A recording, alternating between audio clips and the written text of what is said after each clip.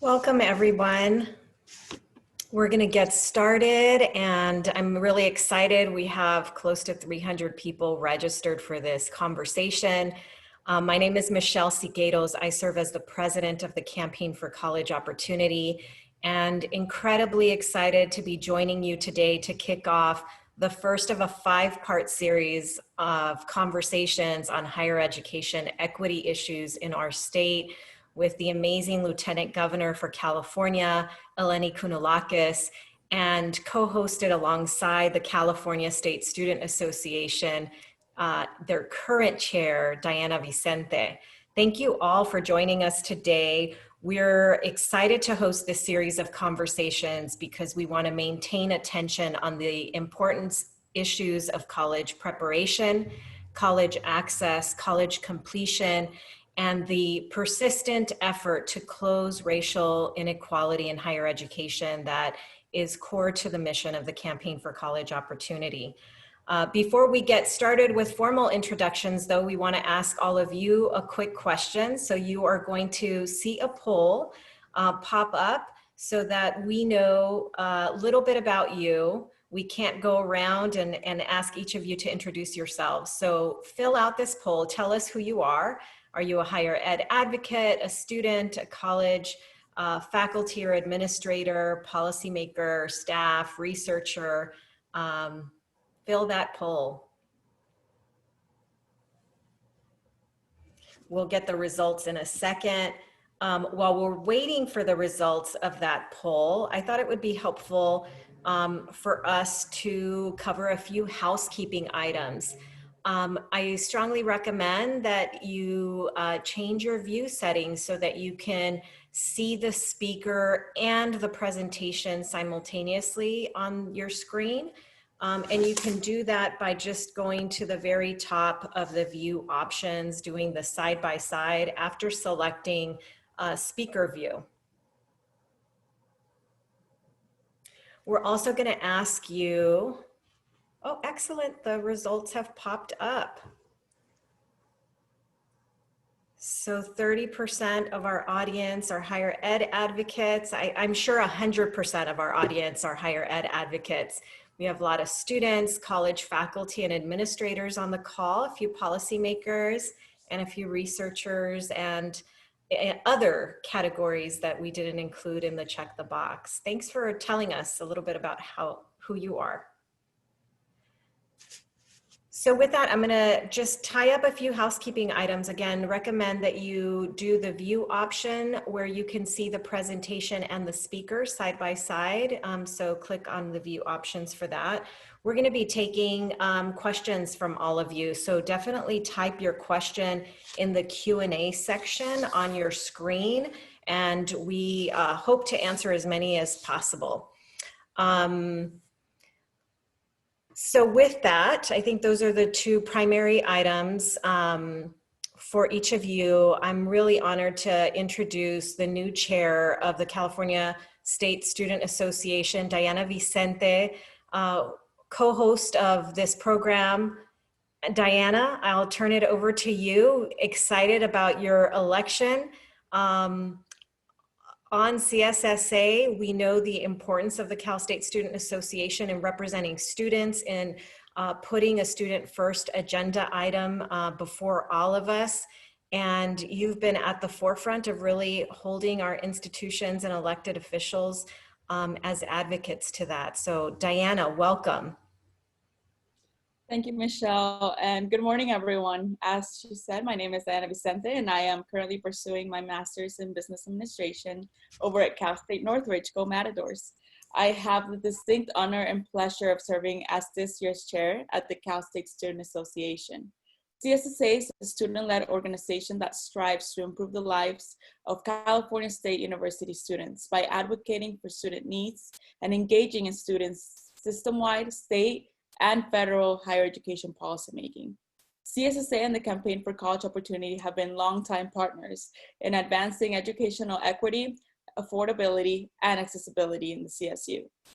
This partnership, particularly in times like we are in now, has been invaluable in ensuring that the student's voice is at the core of the work that we all do as higher education advocates. At CSSA, our values are serving our students through social justice and educational policy, servant leadership, and stewardship. 3 values that we share with our partners at the Campaign for College Opportunity and with our honored guest today, Lieutenant Governor and CSU Trustee, Eleni Kounalakis. Thank you for the opportunity to allow students' voice to be represented today. And we look forward to today's conversation. Thank you, Michelle. Thank you, Diana. So Diana and I are going to co-Oprah this show with the Lieutenant Governor, asking questions and then taking some questions from each of you. So I'm incredibly honored again to introduce to you California's Lieutenant Governor, Eleni Kounalakis. This is a picture that you get to see of her swearing in ceremony just 2 years ago. Lieutenant Governor Kounalakis is the 50th Lieutenant Governor of California and the first woman to hold that position. When we sat down with her in 2018, when she was the candidate for this office, I remember the one thing she said, and I quote, "Never again will anyone question what the Lieutenant Governor does," because essentially she made it clear that she would represent and be engaged in higher education.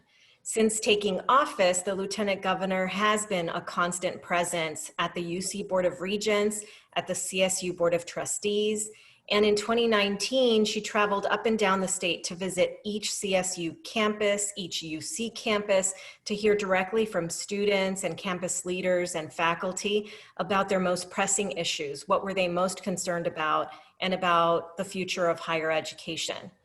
She also has been at the forefront of some big issues before the state's higher education governing boards, including discussions on tuition increases, responding to the COVID-19 health crisis and the shift to distance learning, the CSU quantitative reasoning debate, the elimination of the use of the SAT-ACT in admissions at UC, and the endorsement of both systems of Proposition 16, a constitutional amendment that would reinstate affirmative action. So please join me in welcoming Lieutenant Governor Kounalakis. We can hear the virtual applause. Thank you so much, Michelle. It's so great to be with you. Thank you to everyone at the Campaign for College Opportunity. I'm a huge admirer and greatly appreciate all of the work that you do to help inform policy decisions by the trustees and the regents and the Board of Governors and, of course, elected officials, the general public. It's incredible the work that you do. And of course, I also want to congratulate Diana for being the new president of CSSA, and thank you so much for being here. And I really, really look forward to our conversation. Thank you, Lieutenant Governor. So similar to the candidate forum when we first met a couple of years ago, we're going to ask you a few questions, and then we're going to do a rapid fire session of quick questions that you will have a one-word response to. I think those are always fun. And then we're going to open some Q&A, answer some Q&As from our audience today. So with that, I'll kick it off. It has been almost 2 years since you took office. I talked about, your visits to all of these campuses. I'm just wondering if you want to kick us off by saying what has been your biggest lesson learned so far? Well, first of all, for those of you who are saying, wait a minute, she didn't come to my campus, I haven't been to all of them. We started immediately in 2019. Of course, COVID has put a damper on being able to visit campuses. And what we learned in the first summer is we don't want to go to the campuses when the students aren't there. But I will visit all the campuses in the state of the CSU and the UC before the end of my first term. That is my pledge one way or the other. But in terms of what I've learned, I think there are basically 2 prongs of this. One of the things is just how large and complex these institutions are. There are 3 million students currently enrolled between the 3 parts of California's public higher ed. So between the CSU, the UC, and the community college system, 3 million students. That is huge. The scale of it is enormous. And then in terms of the budget, we're talking about a UC system with research institutions, there are hospitals, there are national laboratories. The budget of the UC is almost $40 billion a year. Not too far behind are the other two. Well, at least equally impressive in terms of budget. The CSU system is over $11 billion a year budget, and the community college system is over $15 billion a year budget. So I think that when you see, you start looking at these institutions through the lens of the economic activity that goes on, it helps you begin to understand how consequential the decisions are that are made, but how broad and diverse and complex the issues are that come before the governing bodies. So digging down and really being able to provide appropriate oversight is something that takes a lot of work and a lot of commitment. And frankly, it starts with reading the briefings and showing up at the meetings. So we do a lot of that. And the second thing that I have learned is that the same reasons why I was committed that public higher ed would be central to my work as lieutenant governor and should be central to the work of every lieutenant governor is just how important the CSU, the UC, CSU, and community college is for Californians as they make their way down that pathway that so many millions of our families travel and have traveled to reach the California dream. And I went out on the road and I told my own family story that my grandmother never learned to read. She never learned to read, never learned to write. And she never left the small area in Greece, the village where she was born, and then the village where she lived for the rest of her life when she married my grandfather.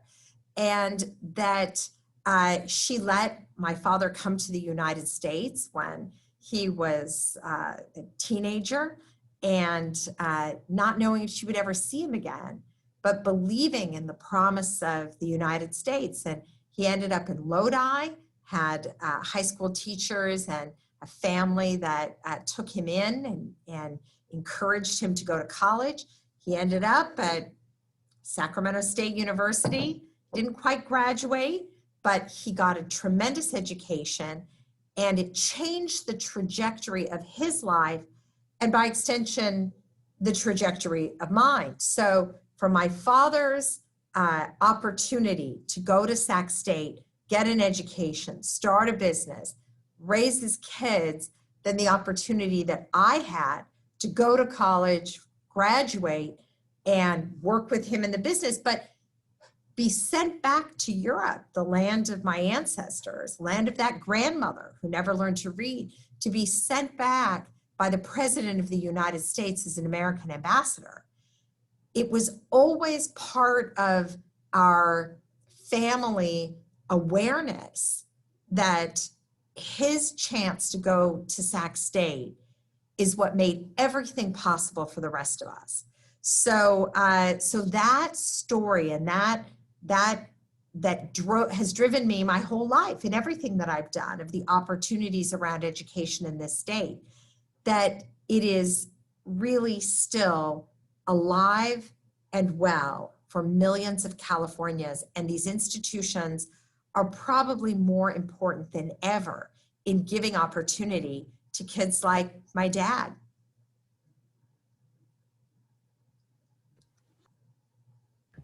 Thank you for that, Lieutenant Governor. I want to jump in and talk a little bit about something that's really core to the Campaign for College Opportunity. We were founded based on the concern that California was no longer providing access to that UC, CSU, community college education to every eligible student. We know that we are turning away thousands of eligible students, and in fact, during the campaign trail, you talked about fighting for additional investment and funding for higher education. Of course, the world has gone upside down in the last 6 months with a global health pandemic, an oncoming recession. We do see new data from the Public Policy Institute of California highlighting that 19 of 23 CSU campuses, have more eligible students than they're able to serve. And that's definitely a growing concern in this environment. We know that a college degree is more important than ever in this economy, that those who can become recession-proof are often only recession-proof because they have a college education. We also know that there's a real racial equity imperative where our very diverse population doesn't have equal access or preparation to higher education. And this global health pandemic has definitely illuminated that very starkly. So what are some solutions that you are thinking about or considering alongside your colleagues to ensure that more eligible students have a spot at the UC and the CSU in light of what feels like a very gloomy and challenging environment? Well, Michelle, let me just acknowledge that right now does feel like a pretty gloomy environment. I'm looking out my window here in Sacramento at dark clouds of smoke coming from the worst fires that California has seen ever. We are working every day to continue to flatten that curve of COVID-19 infections. We had a spike in the summer, but we've managed to bring that back down. And then, of course, the economic outfall, somewhere between 9 and 10 million Californians filing for unemployment insurance. Very, very difficult times. But of course, it's our job to see beyond today, beyond tomorrow, to be able to look forward. And what we can look forward to in California is still quite a bit of opportunity. We know, as you just said, that college degrees are going to be more needed than ever. Our economy, the things that have made California the 5th largest economy in the world, many of those things are not going away. We are the largest consumer economy or consumer market in the United States. We have the most active port system. We have a young, educated workforce. We are still, and of course, we have 27% of our state is foreign born, and we have a culture of innovation and are leaning into the digital economy in ways that, of course, both accelerate changes that can change the nature of work, but also provide new opportunities. So when I sort of saw the puzzle pieces, we need 1.1 million more people with college degrees or advanced degrees in this state in order to serve the future economy. To me, if the only thing standing in the way is our ability to accommodate that demand, we need to all roll up our sleeves, invest, and work as hard as ever in order to do it. Because, remember, I'm a former United States ambassador. I lived in Central Europe and spent time around the world. In many countries, just like California, there's no shortage of talent. And you can educate as many people as you can, but where do they go? And here we are, where we have this incredible opportunity to fill the gap by providing education. So that drives me forward, and that has not changed. So what do we need to do to get there? First of all, what I talked about before and what we're still talking about in this new environment is how you add capacity to the system by increasing graduation rates and shortening the time to graduate. So the numbers are still, they're better. They're getting better all the time. And the initiatives that the system has taken have been quite effective, but we still have a long way to go. We are still at only 28% of students who go straight into the CSU system graduating in 4 years. It goes up to 62% in graduating in 6 years, but 6 years of college and still only 42% of CSU students are graduating. Then you look at the UC, only 63% of students graduate in 4 years. What's going on? If you go to Santa Clara instead of Berkeley, you're probably going to graduate in 4 years. So we still have more work to do in order to make the 4-year college experience a 4-year college experience. I will say, and I'm sure you all are busy at work, I suspect the PPIC, and I do talk to them as well, are very hard at work analyzing the impact of COVID on distance learning. We went from having under 10,000 courses online at the CSU. 1 out of 3 students at CSU in the CSU system would take maybe 1 course during their time enrolled. Now we have somewhere around 93% of 83,000 courses in the CSU system alone that are being offered online. We're going to learn a lot about which courses are most effectively taught online and which ones you really need to be in the classroom for. What percentage of those courses do you need to be in the classroom for? How do we find that new balance? But my sense is that we are going to, in this incredible investment that all 3 of the institutions are using right now for distance learning. And by the way, there's going to be failures as much as lessons learned and successes. But when we can open the doors back up again and bring our students back on campus, my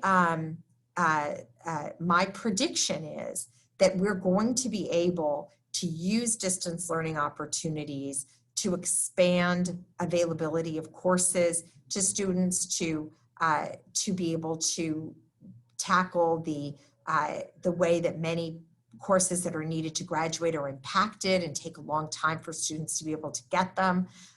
These are some of the things that I think we're going to be able to handle. And then let me just say this, you know, my own personal story of going to UC Berkeley that I often talked about is just how dramatic the increase in tuition has been. So I have my MBA, Diana, just like you're pursuing yours. I got mine from UC Berkeley in 1992, and it cost me somewhere around $6,000 a year to get my MBA. It's $63,000 a year now to get an MBA at UC Berkeley. What is going on here? How is it that we have pushed so much of the cost of higher education onto our students? And what are we going to do in order to ensure that opportunity is advanced? And, you know, I talked about these big budgets at the beginning of this. One of the things that really gets under my skin is very often there will be a problem that that the CSU or the UC, where I'm currently serving, will tackle, and the solution, there's almost like this feeling that money is no object.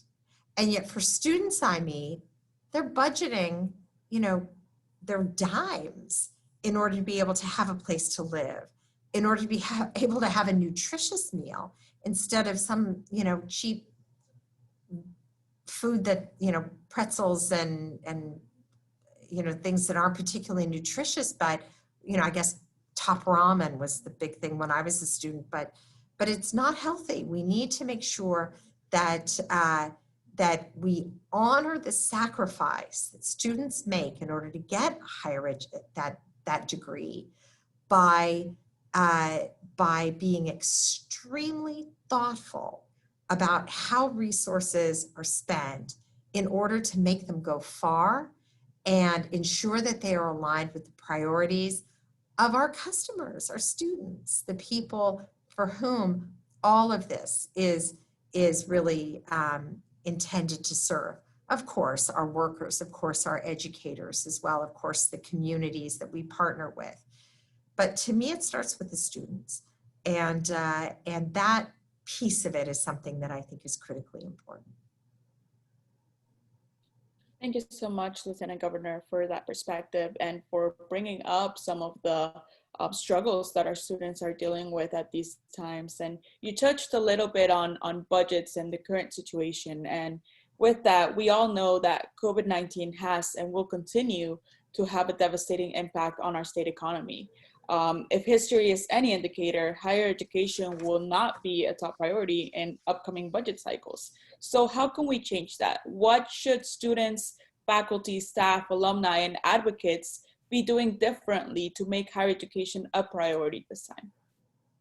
Well, I will say this, our governor, Gavin Newsom, was lieutenant governor for 8 years. He is also very committed to public higher education. When he introduced his budget in January, it had, an ongoing trend of historic increases, especially for the CSU. So I truly believe that the governor will continue to do what he can to fight, to support the system. I have great confidence that he knows in how important higher ed is. But there are realities. There's no question about it. There are new budget realities, and we're all going to have to sharpen our pencils and recognize that there are going to be some tough choices ahead. So what can advocates do? Well, university campuses have historically, whether it's in this country or around the world, been the incubators of organized voices and speaking out and advocacy, grassroots advocacy that leads to change. So continuing to use these new tools in order to make sure that students' voices are heard is very important. I was very impressed with the work that was going on our campus and advocates around the effort to get the unfortunately named Proposition 13 last cycle, the bond that would have helped us deal with deferred maintenance on our campuses. Unfortunately, terribly unfortunately, it fell short, but it was for no lack of organizational ability and force by advocates and students. But it's a lesson. If we want to be recognized statewide among the general public for the important role that higher education plays in this state as a pathway to building that better life for your family, as a pathway to reaping the what Governor Brown used to call the psychological benefits of learning. If we want to continue to have this educated workforce that creates an economy that continues to grow both organically from those who come up through our system or because companies want to be here, whether they're companies from other parts of the country or foreign direct investment, in order to be able to access this pool of this talented workforce. All of these things are important to all Californians, but it is incumbent upon us to make sure that they know that. Absolutely agree. Let's talk a little bit about the racial reckoning that's happening in our nation, Lieutenant Governor. Long overdue in many ways. We are dealing with how to close the persistent racial inequality that exists in college preparation and college going and college success. That has been at the core of our mission at the Campaign for College Opportunity. And in many ways, the UC Board of Regents' decision to end the use of SAT, ACT, and admissions, a test known to be racially biased, coupled with the UC Regents' support for reinstating affirmative action in hiring, contracting, and admissions, is a response to the racial inequality that exists and persists in our society, and certainly in California. We know that the student body at the University of California doesn't reflect the growing diversity of our state, even though it is a very diverse student body. We also know that the faculty and college leadership across our systems of public higher education do not reflect the diversity of our state's population. I wanted to first thank you for your role in supporting those historic decisions to limit the use of SAT, ACT, and I'm here with my favorite mug from that decision. And also to thank you for your leadership on the CSU's quantitative reasoning admissions change proposal, which we were able to delay, which we know would have had disparate impact by race and ethnicity across our state. I'm wondering if you would, share what you think allowed the UC Board of Regents to go down this path of addressing the real challenges around racial inequities, and what you see your role in helping to close these persistent gaps and really being actively anti-racist in supporting policies that benefit students as a regent, as a CSU trustee member, and as a Board of Governor. So let's start with the SAT, ACT. You know, I think that very often change is incremental, and yet when there's a crisis, there can be pent-up recognition that something needs to change that gets goes into warp speed, and that's how I would describe what happened with the standardized testing at the University of California. Everybody knew that these tests were unfair. Everybody knew that they disproportionately kept back Latinx and African American students. So much so that within the UC system, they had developed some pretty significant workarounds. When the chancellor of UC Berkeley testified in favor of phasing out the SAT, ACT, she said, you know, we use a multitude of tools, of gauges to determine whether or not to admit a student. SAT, ACT may still be one of them, but we could take that tool out of the toolbox right now, and it probably wouldn't make much of a difference because they had figured out how to see around those results. And the results are really quite staggering. I thought I might present them just for people to know that in 2018, hundreds of thousands of California students took the SAT and the SAT. About 44% of white students scored 1,200 or better. 53% of Asian students scored 1,200 or better. For Latinx students, that number drops down to 12%. And for Black students, it drops down to 10%. This is not a measure of intelligence. This is not a measure of aptitude for material.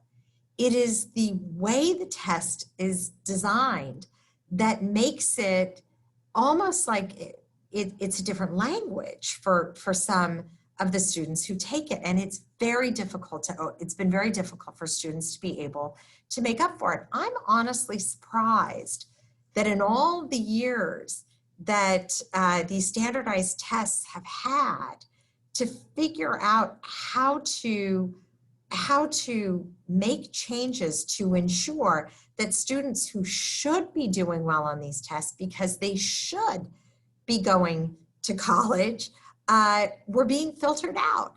Why didn't they figure out a way to ensure that those students were also able to demonstrate their aptitude and their capabilities? But they didn't. And so with COVID hitting, as a practical matter, the College Board said, we can't guarantee that students are going to be able to access the test. And so the UC was left with no option but to say we're going to make it optional this year because too many of the applicants were not going to be able to take the test. But what it really did is just accelerate the conversation.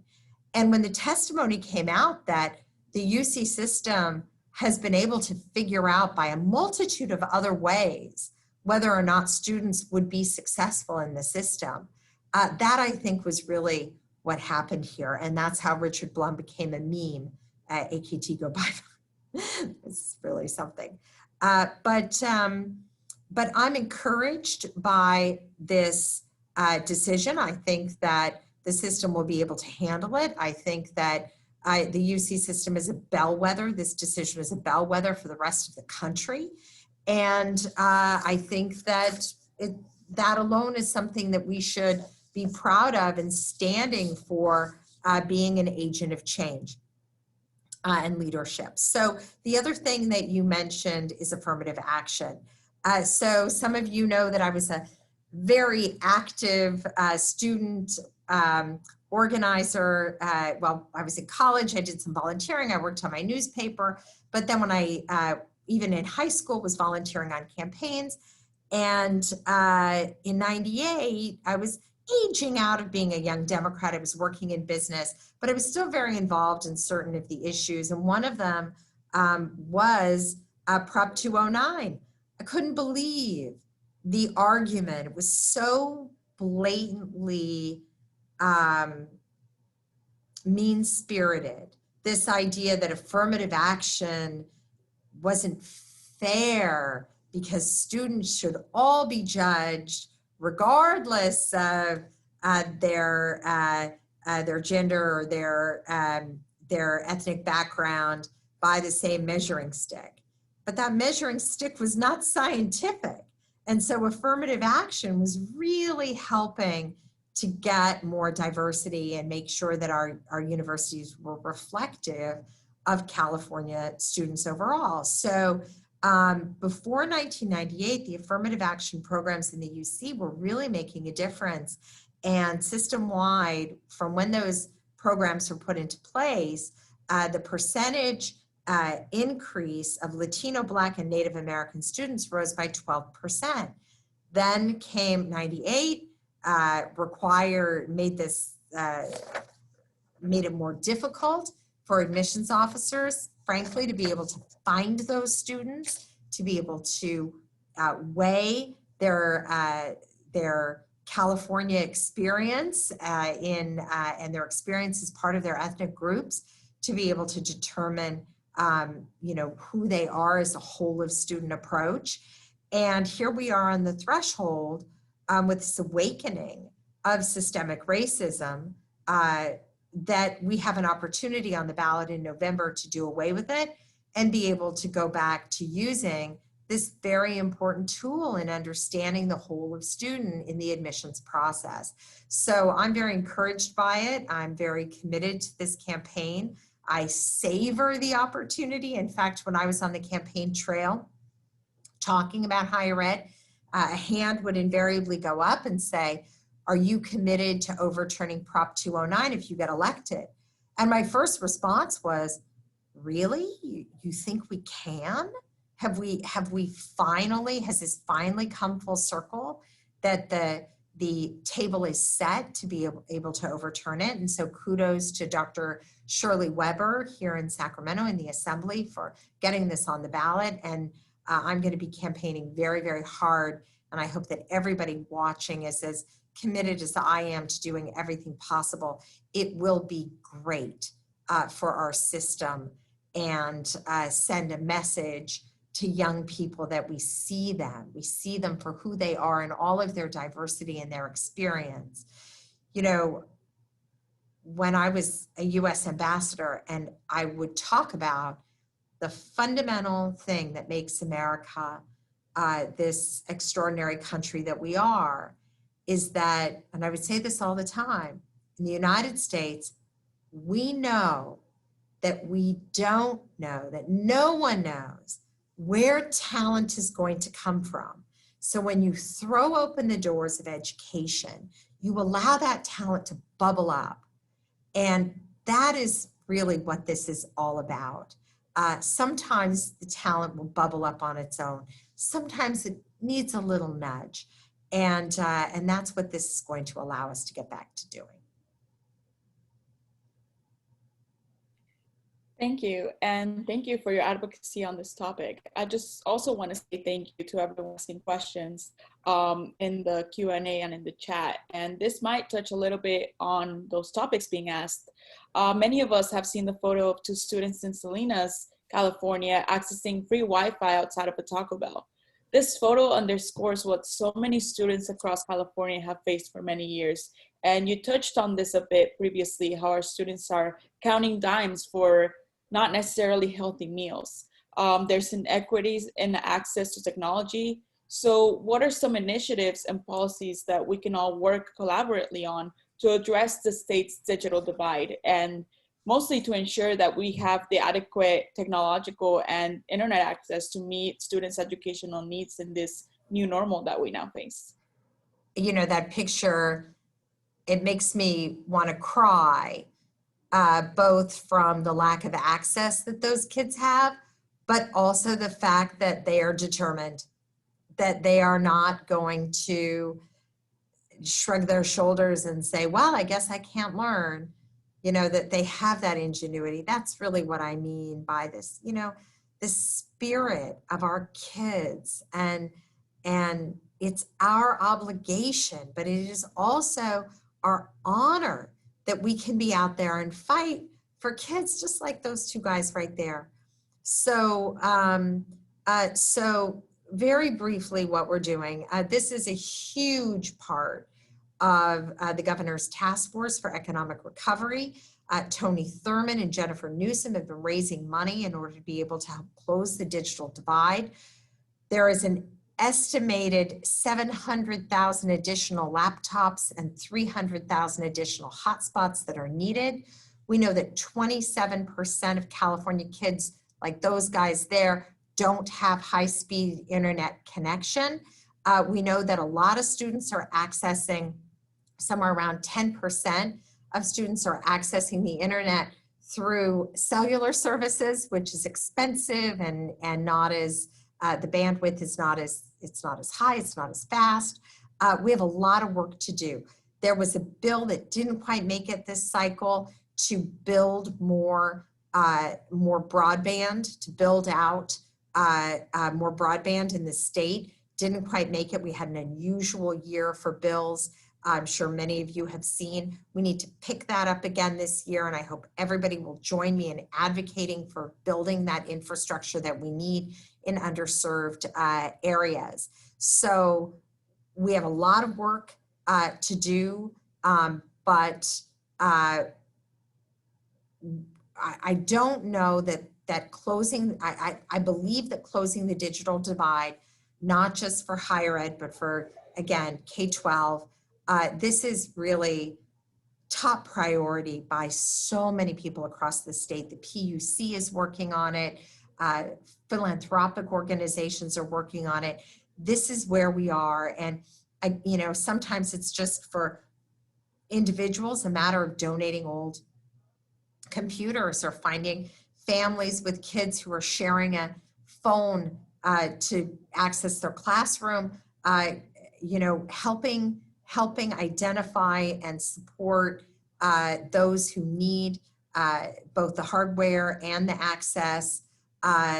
Broadband access is something that has to be a priority for all of us, and I think will continue to be. Thank you, Lieutenant Governor. Certainly, you know, one thing I have stated over and over again, that having broadband access and technology access in the form of a computer that has the systems that you need to succeed in K-12 or higher ed is more important than pen and paper. And I think it's about time that we recognize that every single student deserves that from preschool on in order to succeed in education and to really address, again, the inequality that exists in our society. I'm going to ask you a question that's not simple, but it's something that we have been championing for quite some time, which is how do we ensure that K-12 and higher ed just work more effectively together, coordinate, and are efficient in really pushing a student-centered agenda for California. That's definitely been a challenge for you, you see that, you know, we really need a North Star that will increase college attainment and close racial gaps in college attainment. The graph that everyone is seeing right now on the right, you see a map of California and the diversity of its K-12 population. Over 54% of K-12 students are Latinx, and yet today only 13% of adults have a bachelor's degree. Only 25% of Black adults have one. So there's a lot of inequality. We believe that a North Star for higher education is necessary, and that better effective coordination is also necessary. Can you tell us briefly what you recommend and do as you sit in these higher ed bodies for our state? How can we improve coordination? Well, Michelle, I mean, that's a really effective and important graph right there. And I think if you did an overlay as well on students who do attain those degrees, how much student debt they end up with, that tells another story as well that we've got to be able to tackle. So I will say this, you know, we are aware, and there is a high level of awareness and a high prioritization of closing the equity gap in California in higher ed, in the governor's office, in the legislature, in the institutions themselves. And your work in illuminating where this divide is, and the recommendations and the advocacy that you and again, a handful of other organizations that have the level of engagement and data that you and the Campaign for College Opportunity have been able to produce. It's really important. So now, I guess what I'm saying is that at this point, everyone is aware and everyone is committed, at least in my experience. Really, it's going to be, what do we do? So things like doing away with the SAT, things like overturning Prop 209 and being able to get back to affirmative action policies, things like creating more capacity within the system to accommodate more students. There are other things as well. The community college system is critically important in all of this, because for a lot of students, that is their higher education. There are 2.1 million students currently enrolled in higher education. Coordinating better with the high schools, having dual enrollment so that students can start taking courses in the community college system even before they graduate from high school and work towards certificates if that's the pathway that they want. 29% of all UC graduates and 51% of all CSU graduates have started in a community college. Let's expand that to get kids working into the system when they're still in high school. This illuminates the problem. I would argue that because of your work and the work of others, this is well known, the commitment is there, but now it really is about the investment, the additional tools that we've been talking about today, and rolling up our sleeves and continuing to fight this fight in order to make things work. I mean, look, you talked about the not, you know, an issue that never made any headlines, which was this idea that there be an additional requirement to be accepted to the CSU around quantitative reasoning. Michelle, the vast majority of Californians will never know the work that we put in order to draw back the curtain and force the recognition of the benefits and the costs of doing it. And we did it. We managed to get that point across. So there's going to be a lot of that kind of work that's still under the radar, very much the toiling in the fields. And then there are going to be some very big, very audacious, very broadly seen initiatives like Prop 16 that's going to be on the ballot in November. Absolutely agree with you. We're going to jump to the Q&A. There's a ton of questions coming in, so we're trying to lump them together. But Very quickly, and we'll try and do this as sort of a rapid fire round, Lieutenant Governor. Given the economic recession and the cuts to higher education that are possible, do you foresee fee increases happening at our colleges and universities? I'm going to continue to fight for those fee increases. And I also will tell you from what I have heard publicly, even not just privately, but publicly from other members of the governing boards, they do not want to see the costs go up to our students, particularly when they're at home doing their work and not even getting the full experience that they ordinarily would be entitled to with the fees and the tuition that they're currently paying. Thank you. A few questions have come in on how do you ensure programs exist to diversify faculty, leadership, create safe spaces, and a welcoming climate for students of color? Proposition 16 will tackle that as well, because part of the limitations on affirmative action have also held back women and people of color from leadership roles. Get out there and organize, help us get this passed. Great. Let's see. From Marvin Sentes, Madam Lieutenant Governor, you just shared the increased, the questions are moving. Increased cost of higher education for students and their families. With Governor Newsom's, okay, we answered that one. That was on fee increases.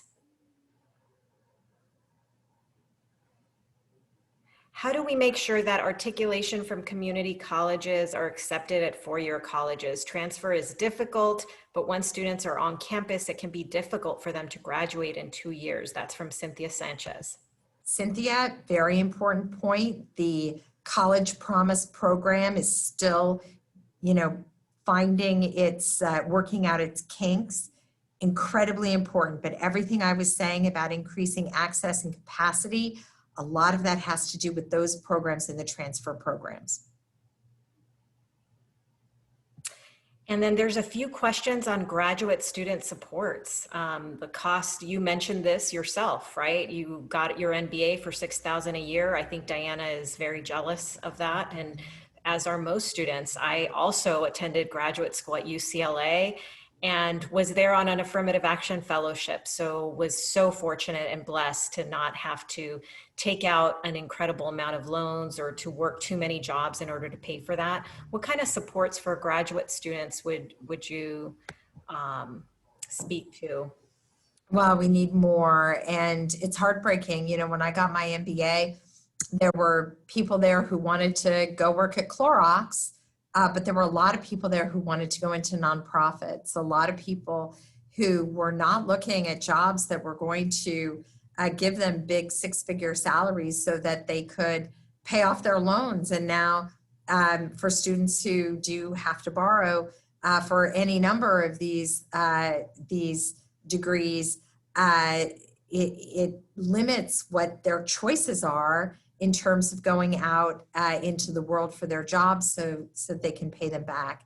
There's a lot more that we can do, and it is a really tough situation. Obviously, scholarships and other kinds of cost-reducing measures are all on the table. But thank you for asking, because there is a stark reality, which is that we spend a lot more time working to keep the undergraduate costs down than we do graduate schools, and we really need to do more. So we're going to ask you a few fun lightning round questions just to end the program close to on time. Hopefully, if you folks can stay on a little bit longer than 11:30, just a couple minutes. Coffee or tea? Coffee. What's in your Netflix queue? Oh, I've been watching Kim's Convenience. Okay. The last book you read? I read a lot. I have one on my bedside right now called Cast. Your favorite holiday? Thanksgiving. Your most used emoji? Smiley face. Your best quarantine survival tip? Golf. Safe. Are you running for governor? Maybe. One word about the 2020 presidential election. 2 words, Biden-Harris. The most common thought you have before you go to sleep. My kids. With that, Lieutenant Governor, I'm super proud to welcome a surprise guest, Alicia Smith Ariaga, who's the head of Ed Trust West and a civil rights and education champion in California. She's going to be joining me in thanking you for being with us today, but most importantly for being a champion as you sit in that important office and fill that important role. You've talked a lot about, the North Star that guides you is students and equity, and we are grateful for your leadership and the fights that you've joined us for. So Alicia, I'm going to turn it to you to say a few words, and I know that you've received a little gift on our part, Lieutenant Governor. Well, it's an honor to be here today, especially as a surprise guest, to honor the one and only Lieutenant Governor Kounalakis. And I just thank you, Michelle, for asking me to be a part of today's program. And in this current situation that we're in, the pandemic and the level of uncertainty about the future of education, it's just a gift to be able to reflect on a huge victory. And to take a moment to honor one of the biggest equity champions in not only the state of California, but in the country. And just, Lieutenant Governor, thank you. Your leadership was really critical in the advocacy against the proposal. You were really unwavering in your commitment to keeping students at the center of all those conversations and always asking for evidence and asking hard questions. There's one quote that I'll never forget that really sums up your fierce advocacy during those moments. And you once said, "These numbers do not add up. They do not create a foundation for such a dramatic change. This would only make a very small marginal difference in the 4 or 6 year graduation rates, but could have tremendous implications for the signal that we're sending to our kids about who we're really welcoming." And so it just goes without saying that the leadership that you embody and keeping student voices at the center is that really helps us as advocates move the needle forward for education equity. So thank you for all that you do. Thank you, Alicia. Thank you. Is this what you just presented me with? Isn't this gorgeous? They gave it to me right before I came on. Thank you for sending it to me. What a gift. I have been so fortunate to attend graduation since I started, and I see all these girls, all these young men, all these women, girls, and the hope and the promise of our students when they graduate is, for me, the most uplifting thing that there is. They're taking their first steps out into their really, adulting, as they like to say sometimes. And when I get concerned, we were saying it's a little gloomy right now. I just think about our graduates. I think about our students. I think about those aspiring kids. I think about kids like your little boy, Audrey, who we got to see earlier on the screen running by. This is it. This is what we do in the state of California. We care for our kids. We give them opportunity. We tell them they can be anybody they can be. And we create an environment that they believe us because it's true.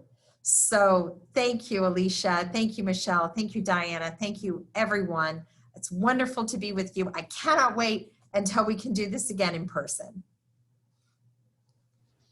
Thank you, Lieutenant Governor. We wish we could give it to you in person, but we know that there will be brighter days ahead, especially because you have the courage and leadership to champion our students first. A big thank you to the Cal State Student Association and Diana Vicente in particular, its chair, for joining us today, and for our surprise drop-in visit by Alicia Smith Ariaga. I just want to thank everybody who joined us in this conversation and invite you. This is the kickoff event.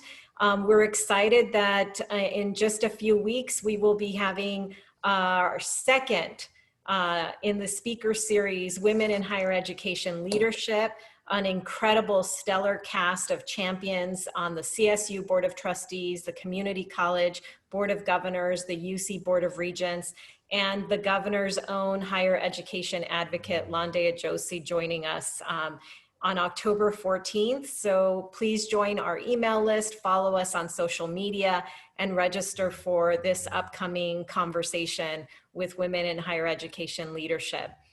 So thank you all for joining us today, and we look forward to seeing you virtually and hopefully in the near future in person.